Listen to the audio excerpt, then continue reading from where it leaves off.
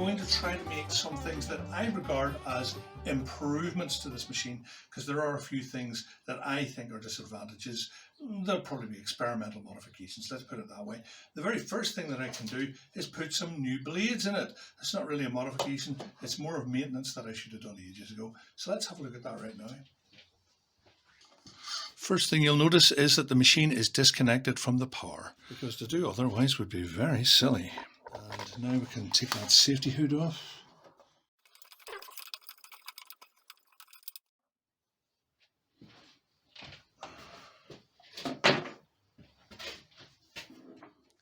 This is the cutting head here, and the blade is in here, held in by this retaining bar. They look like size 8 to me. We'll give them a try. Yes, size 8.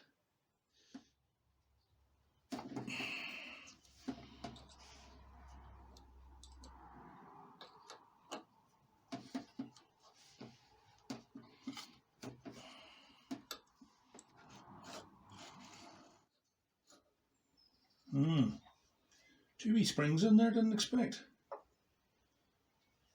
Right, okay. These double-sided blades? No, they're not. Okay.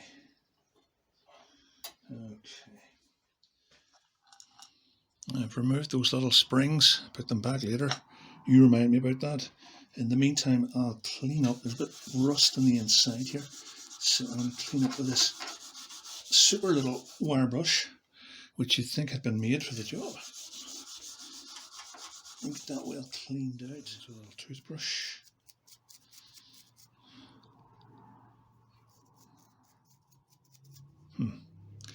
Better remember to give that a good rinse before I brush my teeth tonight.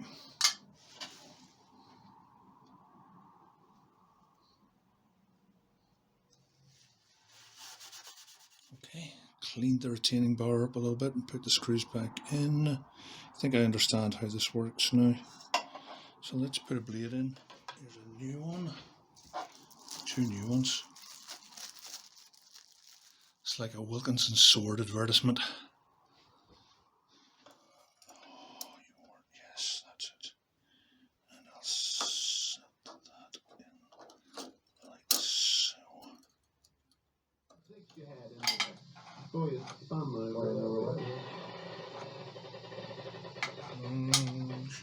All I need is a small cone. Anyone have a small cone? I've got one here. Thank you. This side is on the outfeed table, and I put the little tool in so that it touches the table, and then I have to press this down, and that'll be the blade at the right height. Wait, I think I hear a guard walking down the hall.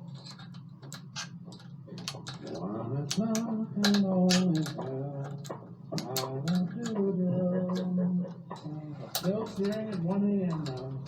Oh boy. I'm snoring in my sleep, guys. Come over here, will you, guys? Plain blues and more, thank you. Not so good, huh? In the next exciting episode of Lawrence Trachtenberger, Interstellar Officer Candidate. The blade is held into place is very clever. I thought that these screws would screw in this way into this direction to hold the blade in place. Actually, you screw them out that way so that the top of the screw hits against the back part of the cutting head, this groove that there is in the cutting head, and that force presses these two things together. So I suppose in a way that's a kind of fail-safe, because the tighter these are against this, they're not trying to loosen themselves when the thing's in motion. It's a good idea. Okay, I think that's the first one in. I think I've got it at the right height. It feels a little bit high, but it seems to be at a consistent height. So I think we'll go on to the next one. Stick. They got a hold on me. They put me in the worst degree. When I was little, heard a fiddle or a steel guitar. I started humping and a bumping like a man from Mars. Country music got a hold on me. It's an affliction that won't let me be. It's a certain fact that's plain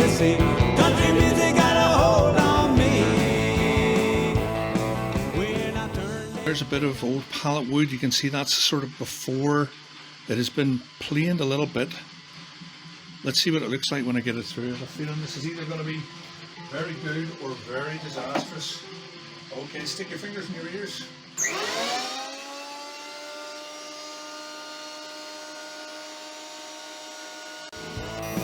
When I turned 18, I joined a hillbilly band. Rocked every joint from Maine to Alabama. Now people that come from miles around wanna hear me play the country sound.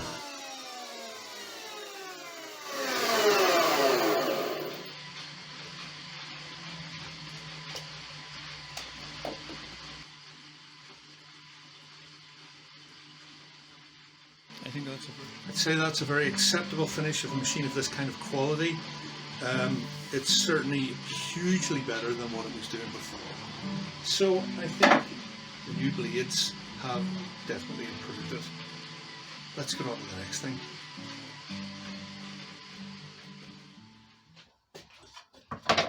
So what is the next thing? Well, one of the problems that I have with the thicknesser is that sometimes it's quite difficult to find where the infeed table is for the thicknesser. You can't see it because the outfeed table for the planer is in the way, and it just doesn't feel like a very good idea to bend your face down there and look in, because there's always the possibility of a bit of kickback and you don't want to get hit in the face. I don't think anybody wants to get hit in the face. So it would be very nice if the infeed table for the thicknesser was as long as this is. So if I had a nice bit of slippery tabletop like this stuff here, I could maybe make a little table that would go in there, and that would solve my problem. And luckily, I do have another bit of that tabletop. I think it's the very last bit.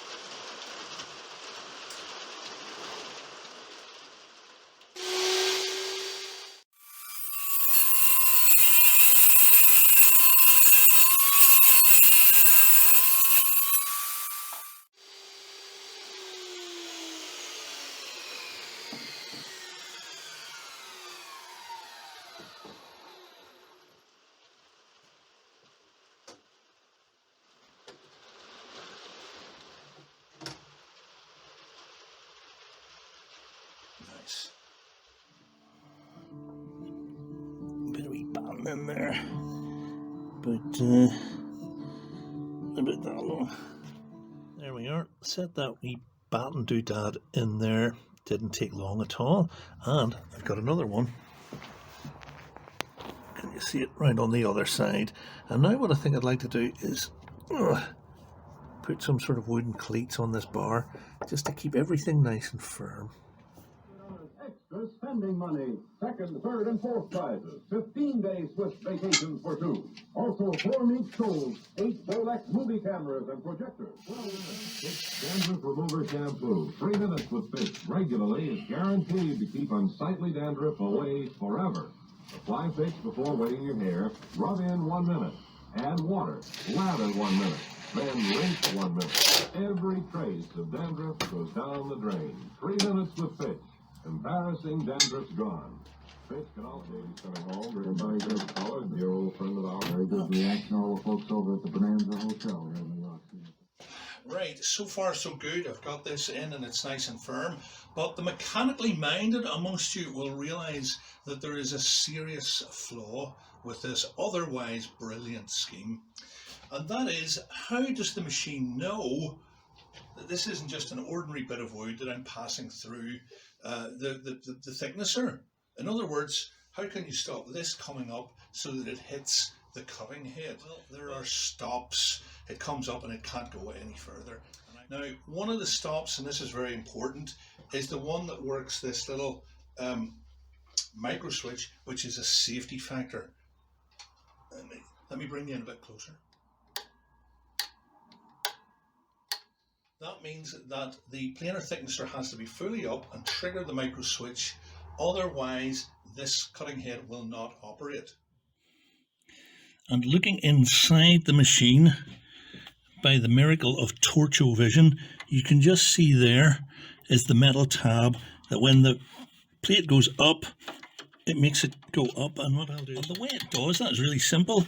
The metal table here just has a screw head sticking out over here. I can feel it with my finger, but you can't see it. And that's what I'm going to do on the wooden table. Just put a screw in there so that it's poking out and works the tab. And that'll stop it going up too far as well. Perfect, I hope.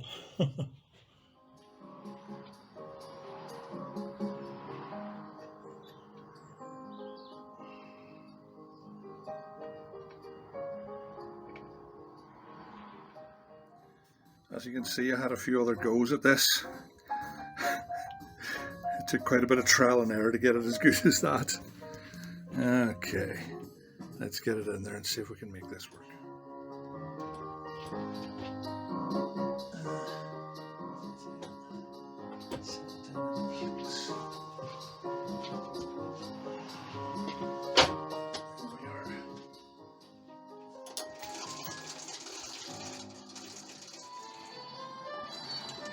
There we go. That's better.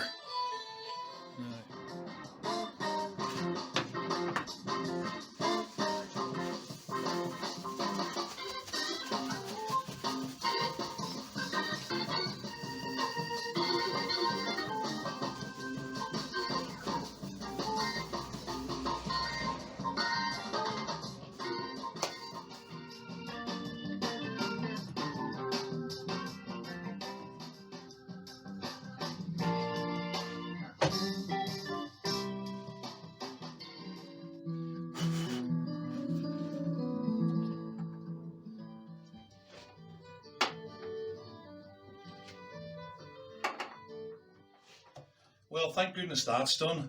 I thought this was going to take a couple of hours this morning, but it's been all day. I spent most of the time with trial and error and trying to get that little safety device just in exactly the right spot so that there was plenty of clearance from the cutting head. And if you're going to spend a lot of time on something, a safety device is definitely the one. I haven't tried it out yet, of course, but a nice coat of wax on it should make it nice and slippery, and that should help with the cutting. And I mean, what could possibly go wrong?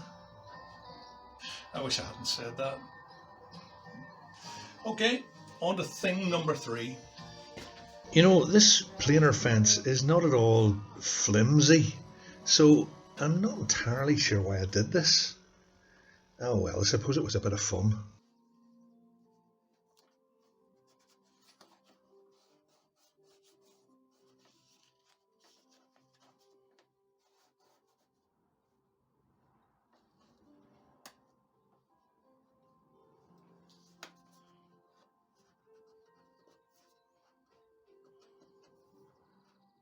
Now, there are many different philosophies when it comes to design. You've got your top-down, your bottom-up, your CAD, you've got your traditional drawing board.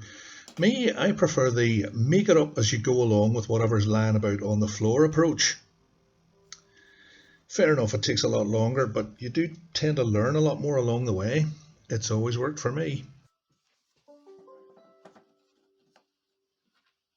There was a cable reel on the back of this machine, and I'm reusing the screw holes to put this sort of backing plate for the big bracket. Means I'm going to have to get somewhere new to put the cable, but that's just something else we'll have to fix up.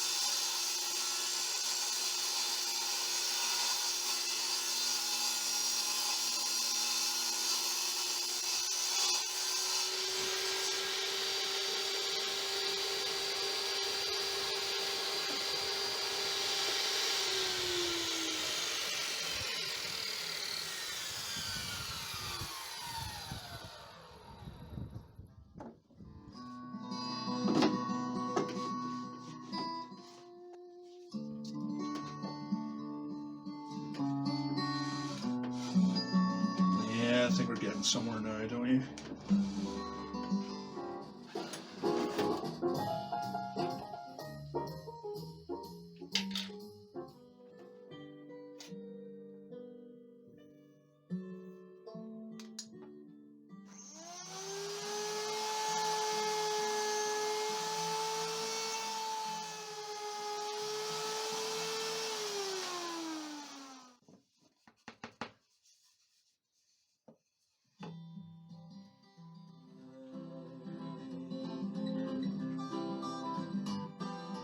Trouble in mind, I'm blue, but I won't be blue.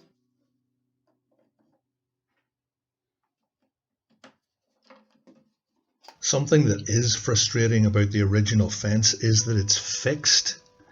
So only the very ends of the blades are used to square any board. Well, this new arrangement might even out the wear on the blades a little bit.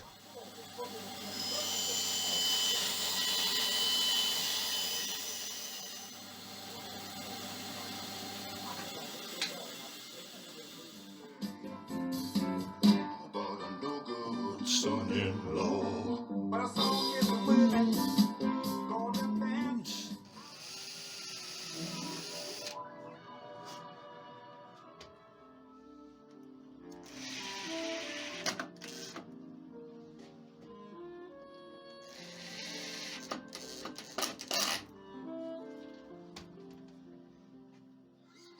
She's doing teas for the whole firm and they're providing her with a flat. She does a permit for Millside. I've had a pretty... I remember, foreign fellow, wasn't he? He's written in, has he? Well, actually, the letter... After a nice lick of paint, I think we're ready for the final assembly.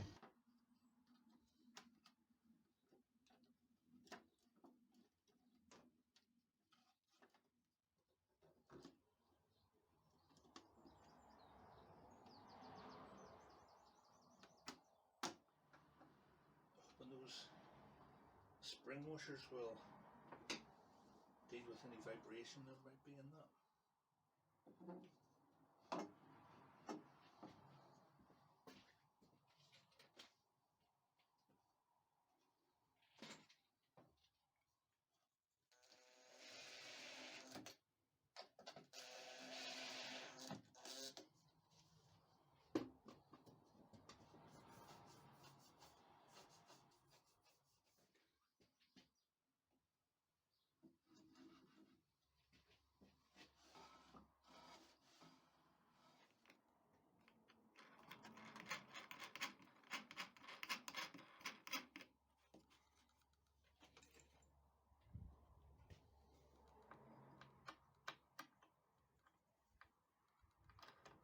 And I think we'll call that job done.